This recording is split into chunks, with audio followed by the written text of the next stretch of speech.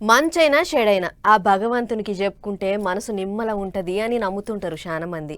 అందుకే సంవత్సరంలో 365 దినాలు ఎప్పుడు చూసినా పుణ్యక్షేత్రాలు కిటకిటలాడుతూనే ఉంటాయి.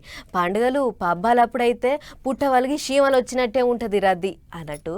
దేవుని గుళ్ళకు వచ్చిన ఆమ్దాని లెక్కలు బయటికి తీసిర్రట ఆఫీసర్లు. మరి ఆ లెక్కలేంటియో చూద్దాం పారి. ఏడుకొండల ఎంకన్న, సింహాచలం అప్పన్న, శ్రీశైలం మల్లన్న, ఇటు యాదాద్రి నరసన్న, ఇట్లా 2 తెలుగు రాష్ట్రాలలో ఉన్న తీర్థాలన్నీ ఎప్పుడు చూసినా కిటకిటలాడుతూనే ఉంటాయి. పబ్లిక్ లైన్లు కడతానే ఉంటారు. అన్నిటికీ మించి బడి పొలగాన్లకు తాతిల్లు ఇచ్చిర్రు కాబట్టి ఇంగిత పెరిగింది రష్షు.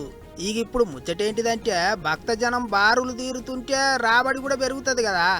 అట్లా ఏపీ దేవాదాయ శాఖ పరిధిలో ఉన్న పెద్ద పెద్ద గుళ్ళకు ఆమ్దాని గట్టిగానే వచ్చిందట. దాంట్లో శ్రీశైలం మల్లన్ననే తొలుత జాగలున్నాడట. 2024 నుంచి 25, 2025 నుంచి 26 ఈ 2-3 ఏళ్ల లెక్కలు తీసుకుంటే ఆమ్దాని లెస్స పెరిగిందట. పోయినేడు నుంచి ఇప్పటిదాకా శ్రీశైలం మల్లన్నకు 217 కోట్లకు ఎక్కువనే ఆదాయం వచ్చిందట. ఇట్లనే విజయవాడ దుర్గమ్మ గుడికి 140 కోట్లకు ఎక్కువనే ఆమ్దాని వచ్చింది.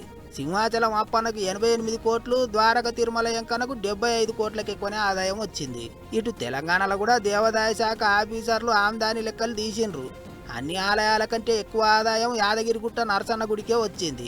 ఒకటే ఏడాదిలో 90 కోట్లకు ఎక్కువనే ఆమ్దాని వచ్చిందట. గిట్లా పండుగలు, తాతిళ్ళు, పవిత్ర దినాలు, ఉత్సవాలు అనుకుంటా ఎప్పుడు చూసినా పుణ్యతీర్థాలు భక్తులతోని కలకలలాడుతూనే ఉంటాయి. అట్లా ఉండీలు నిండుతున్నాయి అన్నట్టు.